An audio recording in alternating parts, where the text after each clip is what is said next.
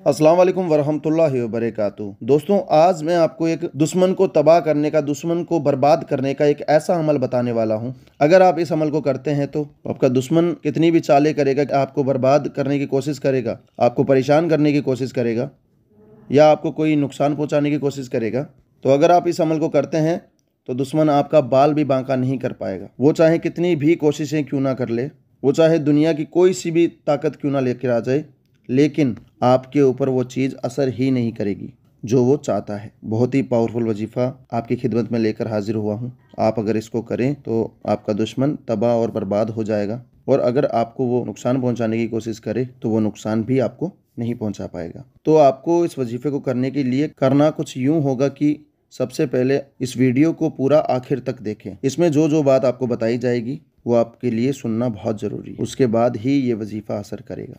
अगर कोई आपको परेशान करने की कोशिश करता है तो आज से ये सारे हैं जो मसले हैं आपके हल हो जाएंगे। आप ये वीडियो को आखिर तक देखें, इसको समझें, उसके बाद ही इस वजीफ़े को करें। इस वजीफ़े को करना कुछ यूँ है, देखिए इस वजीफ़े को मैं आपको बता दूं सबसे पहले कि इस वजीफ़े को आपको रात में करना है। आप चाहें तो इशा की नमाज के बाद भी कर सकते हैं।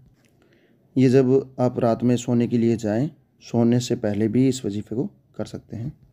बहुत छोटा सा वजीफ़ा है। इस वजीफ़े को अगर इंसान कर ले सही तरीके से तो उसके कितने भी दुश्मन जिनके लिए वो करेगा वो तो तबाह और बर्बाद हो ही जाएंगे। उससे आगे कोई और नुकसान पहुंचाने की कोशिश करेगा तो उसकी उस चीज़ से भी हिफाजत होगी। तो आपको करना कुछ यूँ है, मैं आपको हिंदी में लिख कर दिखा देता हूँ, उसके बाद जैसा जैसा मैं बताऊँगा वैसा वैसा आपको करना है। और अगर आप वैसा ही करते हैं तो आपको कामयाबी इसमें 100% मिलेगी ही मिलेगी। तो आइए दोस्तों जान लेते हैं इस वजीफे को करने के लिए करना क्या है। सबसे पहले आपको ईशा की नमाज पढ़नी है। रात में अगर आप कर रहे हैं तो ईशा की नमाज के बाद कर लें, और अगर आप चाहें तो सोने से पहले भी कर सकते हैं। जब रात में आप सोने के लिए जाएं उससे 10-15 मिनट पहले बैठकर इस वजीफे को कर लें, उसके बाद आप जाकर सो सकते हैं। करना कुछ यूँ है, आपको सबसे पहले शुरू में 3 बार दुरूद पाक पढ़नी है। दुरूद पाक आपको जो भी याद हो आप पढ़ सकते हैं। अगर आपको कोई भी दुरूद पाक याद नहीं है तो आपकी स्क्रीन पर सबसे छोटी दुरूद पाक दिखाई जा रही है। इस दुरूद पाक को 3 बार आप पढ़ लें। जैसे इस दुरूद पाक को आप 3 बार पढ़ लेंगे, उसके बाद इस नाम को आपको पढ़ना होगा जो मैं आपको आपके सामने लिख कर बता दे रहा हूँ।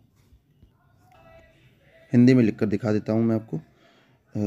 या मुंतकीमो, ये लिखा है या मुंतकीमो, या मुंतकीमो, या मुंतकीमो, या मुंतकीमो, या मुंतकीमो, या मुंतकीमो। इस तरह से इस नाम को आपको 786 मरतबा पढ़ना है। ज़्यादा वक्त नहीं लगेगा आपको।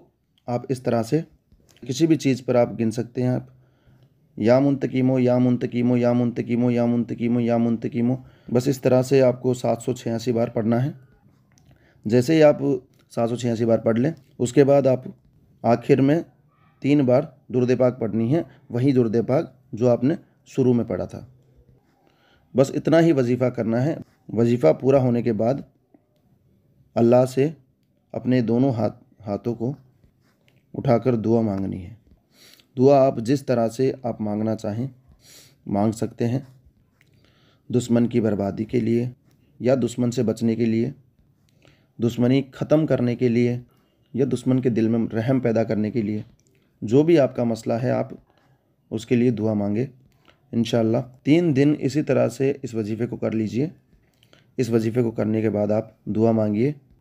यकीन मानिए 3 दिन के अंदर अंदर आपकी ज़िंदगी नॉर्मल हो जाएगी।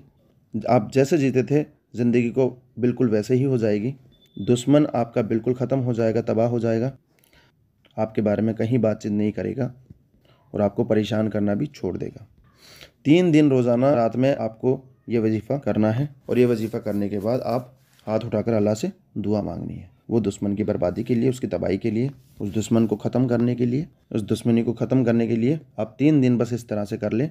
यकीन मानिए आपको कामयाबी ज़रूर मिलेगी। तो अगर आप इस वजीफ़े को करना चाहते हैं तो सबसे पहले इस वीडियो को लाइक करें, कमेंट बॉक्स में जाकर आमीन ज़रूर लिखें। पूरा यकीन रखकर इस वजीफ़े को करें, इंशाअल्लाह आपको कामयाबी ज़रूर मिलेगी। चलिए दोस्तों, मिलते हैं एक और नई वीडियो के साथ। तब तक के लिए अल्लाह हाफ़िज़।